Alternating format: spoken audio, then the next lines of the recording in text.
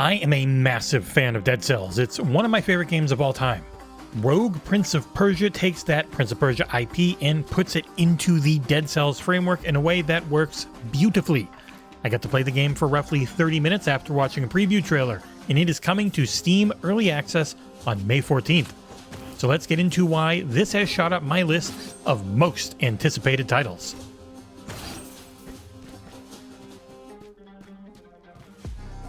Rogue Prince of Persia is a roguelike set in a timeline where the prince's kingdom has been invaded by the Huns. Our eponymous prince has classic time powers in the form of a bolo worn around his neck. This returns him to the last safe place he had been in whenever he is killed.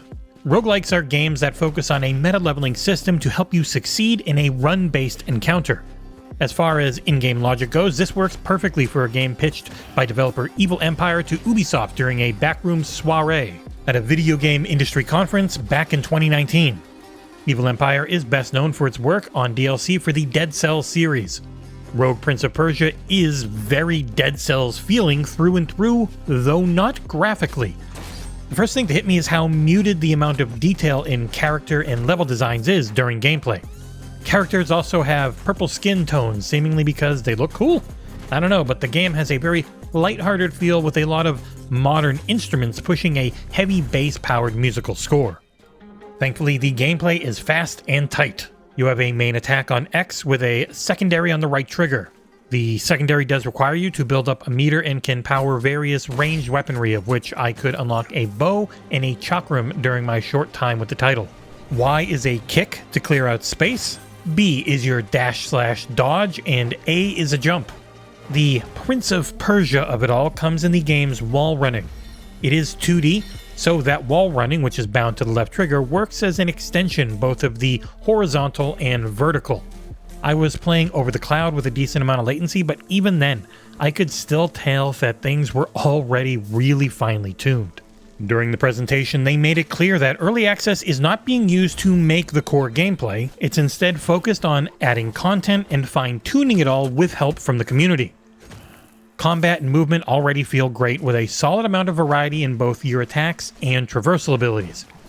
You have a flat 1000 health at the start of each run, and the levels are full of enemies and traps to slowly whittle that down before you reach a boss. Similar to Dead Cells, there are alternate routes to take you from your hub zone encampment. I found 2 in the 30 minutes that I had, and they changed things up so that I didn't grow tired of taking the same initial route. That hub zone expanded as well once I found members of my kingdom and beyond who opened up shops and other various benefits for my runs. In a short period of time, I could already feel that roguelike power ramp starting up as I unlocked more weapons and upgrades for the prince. Healing comes from the Dead Cells series as well, with down being held to use your very limited number of flasks.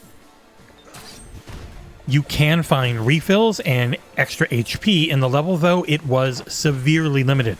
Finally, I'd like to point out the music, which was one hell of a vibe. It pushed what was a very fun experience into something truly memorable, with its heavy riffs and killer bass.